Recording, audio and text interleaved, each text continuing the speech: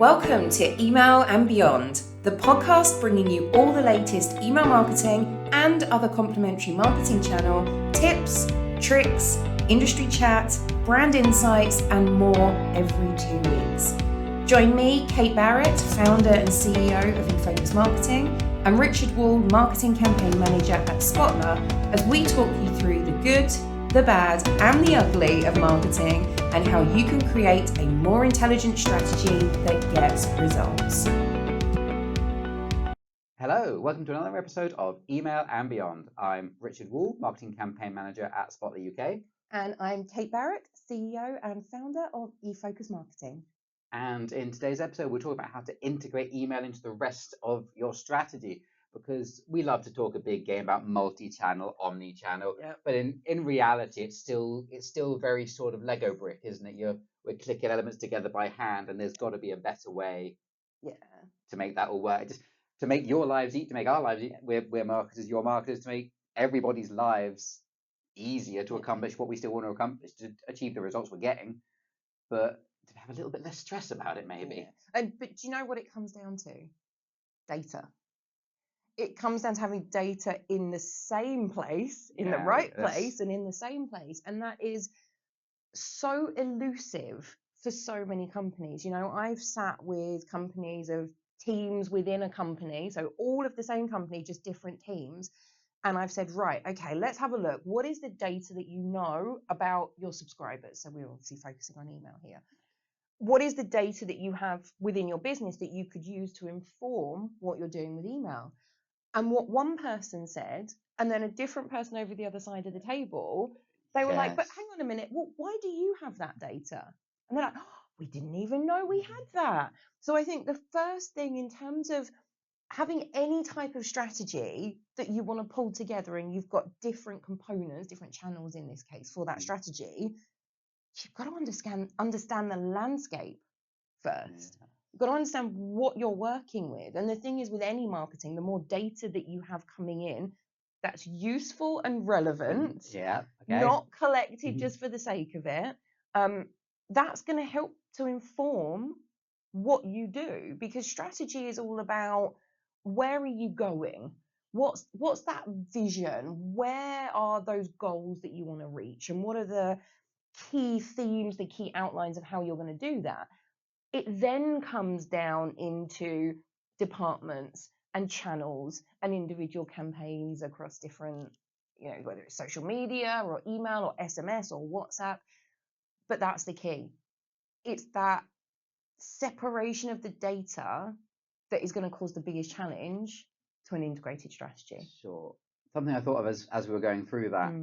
Separation's a good word, because the other side of this, I think, is seeing a customer as just data points is also going to get you a job. So, if I'm browsing a clothing brand on Instagram, I'm liking a lot of their posts, I'm engaging them, and then out of the blue they send me an email, probably acceptable in terms of No, see, I don't think it is. I guess it depends where you are in the world and what the legalities are. But if we think about Europe, and if we think about the UK, so we've got GDPR. So GDPR, you've got legitimate interest, where you don't have to have a specific opt-in. But if you connect that to the UK legals, which the marketing legals in the UK are the Privacy and Electronic Communications Regulations. Right. It's a mouthful to say. And if you connect legitimate interest in terms of collecting and storing data under GDPR with the component of PECA that allows you to email people without permission. Now, in that, the wording is, if you collect somebody's email address in the course of or negotiation of a sale, you can email them or contact them with marketing that is relevant to what they've done previously. Right. So, if they bought a kitchen from you, and you suddenly started to try and market them cars, that's not going to work, because it's completely separate. So under the legals, you've got to look at, all legals are grey areas, right? But you've got to have a look at those distinctions. So I think if somebody's on social media, it's not, you could say it's in the course of a sale, but I think that's probably too grey to go there. you've got engagement with it, and obviously you can use that engagement to add on to your data through email, for example. If somebody's already subscribed, you could potentially use that engagement data for segmentation. So you could, if someone signs up to your newsletter and then they've liked they've liked your trainers on Instagram but not your shirts, you can then send them an email with more trainers in because you know they like that, but you can't make the leap. Yeah, or send them an SMS saying, you know, or a WhatsApp saying we've got 50% off shoes today, or whatever it is, whatever channel. But you've got to look at the permission-based elements of marketing. So if it's SMS, if it's WhatsApp, if it's email, you need permission in order to, generally, there is legitimate interest and all of that, but generally you need that permission in order to communicate them. And I think very much from a B2C side. Now, B2B, this is, I guess, where it gets into a grey area, because actually B2B laws, that's where it gets a little bit more grey in PECA as well. So if somebody comes onto your website and you track them, now in a lot of cases you wouldn't necessarily be able to track that individual person, but you could track the company. And then you'd say, well, it's mostly marketing managers that buy from us, therefore it's pretty likely to be this person. Go and find them on LinkedIn. So, you know, like using the Spotlight platforms, you can find those people who aren't on your email list, who are going on your website, find them on LinkedIn, find the marketing managers, for example, or whoever it is for your business, find them on LinkedIn, connect with them. You know, you can look up email addresses from there and all sorts of things with, you know, the great tools that are out there. And I think that, again, you can use it for personalization, because you're seeing as an interest, and in B2B you can do that cold outreach. That's absolutely fine. But if you can connect it to that interest, and you don't know exactly, there could be 10 people in marketing, you don't know which one it was that went onto your website, but it's legitimate. It's I can't think what the actual exact wording is, but if it's basically because it's the B2B, person has a reasonable likelihood of genuinely being interested in your services, is and B2B is slightly different. Again, if you look at like the PECA regulations in the UK, is different. In America, for example, it's much more lax in terms of what you can do. Although, I mean, that's a whole other subject, right? I think America will follow with the legals at some point, but Europe's done it. Canada did it before then with Castle. So I think the American legals will tighten up in terms of marketing and permission, and I think they will follow suit. When it happens, I don't know. But if you're in America, start doing the best practices now, follow GDPR and, you know, the UK regulations, because to be honest with you, any legislation that changes, that's where it's going to go. It's going to go tighter rather than looser. Yeah, I think so. Yeah, definitely. But it's about, so you've got to have the data in the right places. You've got to be able to access it. You've got to understand it. You've got to have permission for those channels where that's relevant. And once you've got those things ticked off, you've got a baseline to form a strategy. So for me, when we're working with clients and looking at, okay, what do we focus on? You know, we've got limited resources. There's only X number of people in the team. You can't do everything that you want to do, unfortunately. You know, I always start at the very top of the thought tree, shall we say. What are your business objectives? Now, a lot of the time that's going to be revenue based. You know, we want to increase revenue by 20% in the next 12 months, for example. So we're looking at smart-based objectives as well. So the specific, measurable, actionable or attainable, realistic and timely. There we go. We do know our stuff. We're on it. So it's, if you start at that point and say, okay, so we know we want to increase revenue, right? That's the business objective. Then we come down into the department objectives. So the sales team or customer services or marketing, or, you know, all your different departments will have objectives that help reach that overall target. So we're kind of coming down. So if, for example, then from a marketing side, it's always going to come down to either acquisition or retention objectives that are then set. So in order to increase revenue, we may want to increase new customer acquisition by 10% and increase retention of customers by 10%. And obviously we would have the revenue values and making it all smart and things like that in there as well. So then if we go, okay, so let's pick one of those. So in marketing, we're now focused on retention. Okay, so let's take that objective. We want to increase that by 10%. how do we increase retention? What are the channels that we've got that can help us? We've got social media, we've got email, we've got SMS and WhatsApp, we've got all of those. Each of those will then have individual targets and objectives at that level. You know, your targets for social media are going to be different from your targets for email. So then when we go, okay, so for email, we're going for a retention objective to help us increase overall revenue. So through email, our objective could be to increase email revenue from current customers by 10% in the next 12 months. So we're now bringing it down again, right? Specifically for email, this is how we're now going to start to meet that objective above. Then we say, okay, so now we know for the email channel, we want to increase email customers coming back again. How are we going to do that with campaigns? Then you go, okay, well, if I want to increase retention through email, I can focus on first to second purchase. I can focus on loyalty after that. I can focus on if somebody hasn't purchased again within a specific time. And if I've got the data coming through into my platform, I can now directly impact that and directly straight back up that ladder to that very top business objective. You build the group of saying, look, these people bought something from us 6 months ago and then zilch. So we need to just get them on the website. Or these people bought 6 months ago, they've been around the website weekly since then, but haven't bought. So then you've got a different. But by following the ladder of objectives, it means you're very focused on what you want to do. Because otherwise, there's a million things you could do, right? Sure. And, you know, I could be saying, okay, well, I'm going to go and work on sign up form on the website, or I'm going to work on my welcome series.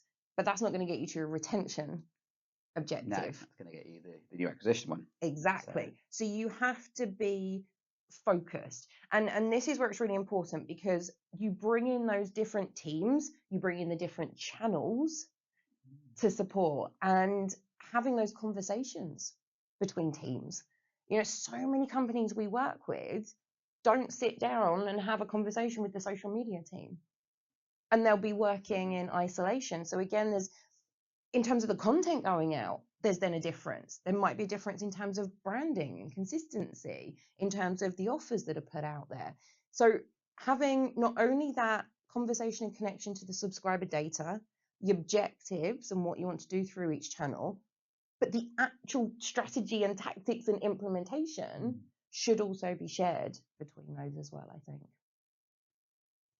Sure. So, but then if you've got two different, if you've got, let's take the acquisition retention 50-50 split. If they're, okay, email getting a lot of retention activity, social's getting a lot of activation activity, there'll still be crossover. Like, people who get your emails will see yours.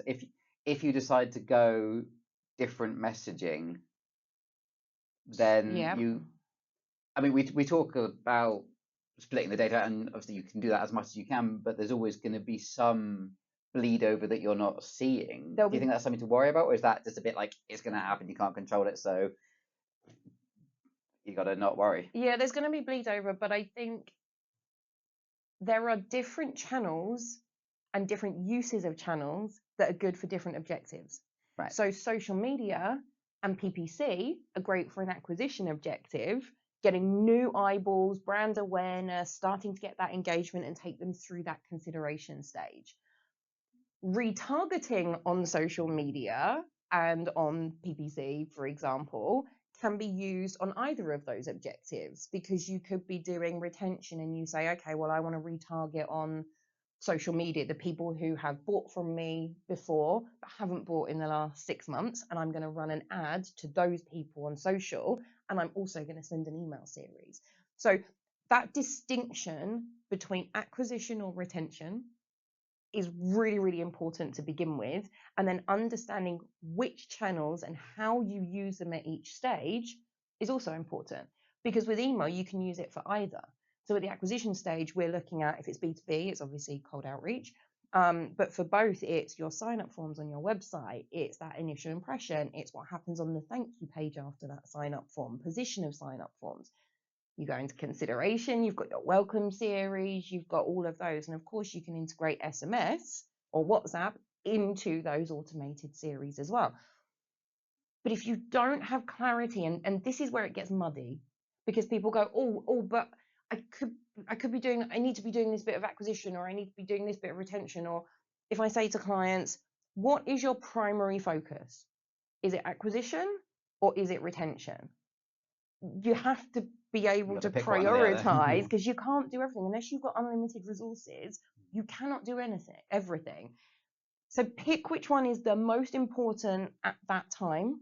Work on your most important tactics within that, and that's where you come down to those kind of campaign objectives and exactly what you're going to do. But your strategy is, we want to increase acquisition. This is how we're going to do it, through email. And that's where you go into those tactics of specific. So, strategy would be, we want to acquire new customers. Your tactics are going to be, okay, well, we're going to optimize our sign-up forms and we want to increase sign-up rate by 10%. We're going to have a welcome series that's got 7 emails in it and it's going to have this content. That's your tactics. So that's how you're going to do it and exactly what you're going to do. Your strategy is, where are we going with it? What are those ideas that's going to lead us there?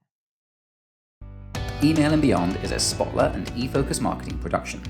Spotler is the all-in-one sales and marketing software for small and medium-sized businesses.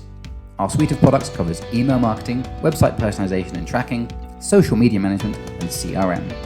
If you want to find out more about how our software can drive your success, visit spotler.co.uk/email and beyond. So we've looked at those objectives and that objective ladder, and for me, that is really important. If we think about, so let's break it down into B2B and B2C, and let's think about email marketing. So let's have from a Spotler side, and your role at Spotler, where have you guys integrated email marketing into that multi-channel or omni-channel strategy? Where have you put it in from a B2B side? I mean, from the work that I do, email focuses more on the acquisition. But I think because of the way you've got focus. Yeah, that's brilliant. We picked one. I think because the way we work, our account management team's pretty sizable, so we've got a very low ratio, high ratio. Can't remember which way around it is. We've got there's not too many customers being handled by one account manager, so the retention works a lot better on that personal one-to-one level, and then acquisition is broad. I mean, obviously we're doing all the segmentation and stuff that we advise you to do, but it still ends up being a much wider span than. I mean, there is some email retention that's driven more by the account management team, what we hear back from them. But from a marketing team's perspective, you have engaging content that goes out to prospects. Yes. But also goes out to those customers to help them and support them, whether that's webinars, whether that's blogs, events that you're at. There is that side that does support the retention, but like you say, the business model is mainly that one-to-one in terms of retention. So that makes sense for B2B. So on the acquisition side, what do you do? So you'll feel the difference especially if you've moved from being lead or prospect to customer. And certainly what we're striving for, I hope you can see, is that our acquisition content is, how do I handle this challenge? For example, one of the ones I'm working on right now is how to get more conversion through your emails. I'm working on a white paper. Look at me, it'll probably be out by the time this episode goes live. As of recording, it's still about 90% done. We'll link to it. Yes, I'll put a link in the show notes.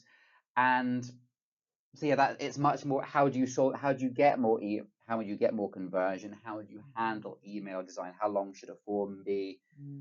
And then the retention content is, how do you do that in the Spotler platform? It's short and sharp, it's techy, this is what smart forms within the Spotler email platform look like, and this is exactly click by click how you go from a blank slate to a fully working high converting form. So it's meeting the customer where they are. We understand what we're trying to do. I know is that what we want to project to customers is that we understand the broad challenges that marketers face, and obviously we'd rather you use the Spotler suite to do all of those things, which it can do. Which gives you the integrated data. So that is one good thing about using a platform's full capabilities or a suite of platforms that connect.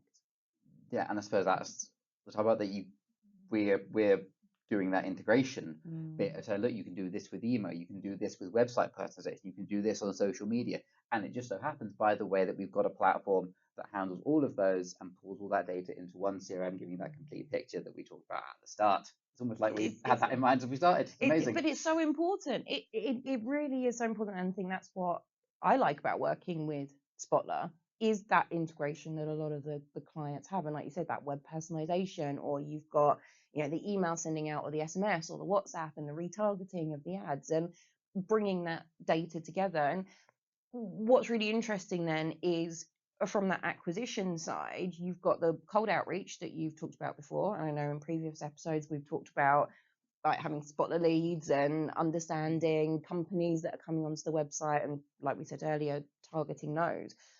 But also, I think where a lot of B2B businesses forget is exactly what you just said, and that opt-in lead generation as well. If somebody's coming onto your website, chances are they're not going to be ready to buy the platform right now, there and then. You've got to nurture them to that conversion. You've got to understand their challenges, what they're thinking about right now. This is where we can pull in data. What are they looking at on the website? What are they clicking on the emails? And we can use that to then tailor the content. So I think for me, for B2B, what's really interesting is, I think most B2B businesses would agree with you in terms of the acquisition is a primary objective for them. But it's thinking about, what are all of the tools in your box? What are those tactics you could pull out to meet your acquisition objectives and the strategy of bringing more people into the business? And cold outreach, yes, but growing that opt-in list, you can't put aside the value of doing that. It's more time consuming, it's more resource consuming. You've got to create good content for people that they want to say, oh, I want to download that, I want to come to that event, I want to watch that webinar, whatever it might be. And we've got to break through the noise in B2B as well. With that, there's a lot of companies doing those things. So doing something different is important as well. So if you think about your kind of acquisition strategy over the next year, using email to advertise all of these different things, webinars, blogs, etc. Is there anything that you can reveal that's coming up over the next year that you think we're thinking about something different that we want to put in place, something that's going to really help people? So, for example, we talked a couple of episodes ago about the Spotler maturity model. Yes. And I know you and I have been looking at a quiz that people can take to quickly ascertain where are they on that model. So is there anything else like that you think B2B businesses or Spotler are planning in the next year that you think people can hook into? So I think quizzes is a good one, but is there anything else that's different? Yeah, I mean, I think this, what you'll have seen if you're a customer, is AI seeping its way into our platform in various ways. And my biggest project right now is a coherent strategy for Spotler AI as a thing, rather than saying, oh, there's AI in Mail Plus, there's AI in Activate, there's AI in Spotler Engage, and they all end up bittying all over the place, what we're trying to avoid. And so the big thing is, what is our content strategy for Spotler AI as a concept that sits underneath, in between, among every bit of the platform? And what I was thinking as you were talking about content types there is separating ourselves from our audience.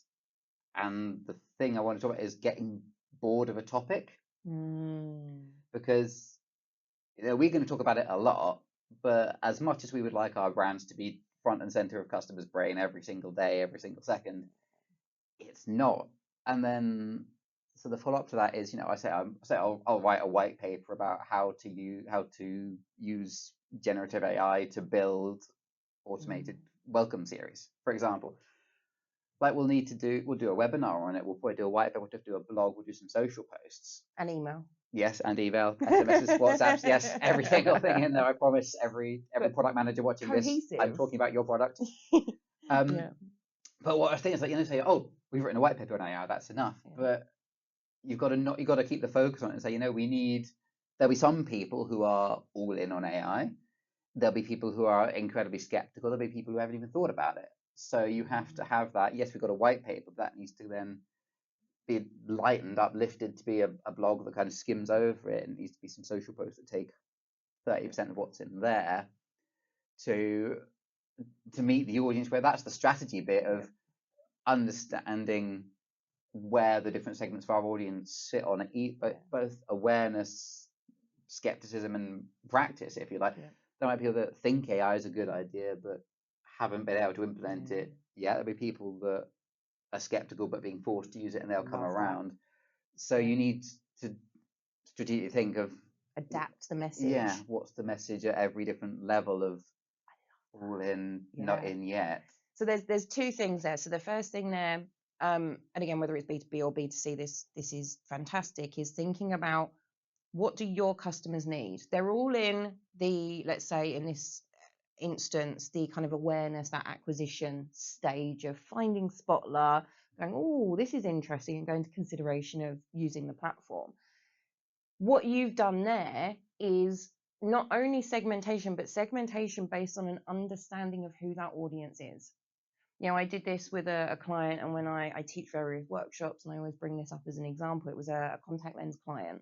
And in the awareness stage, we did a customer journey emotional mapping exercise. So what do the customers need? What do they want? What do they think? What do they feel? What channel is most appropriate to them at this point in their journey? And within that, we found that we had people who'd never worn contact lenses before, people who were, irregular contact lens wearers, but did sometimes, and people who wore them all the time.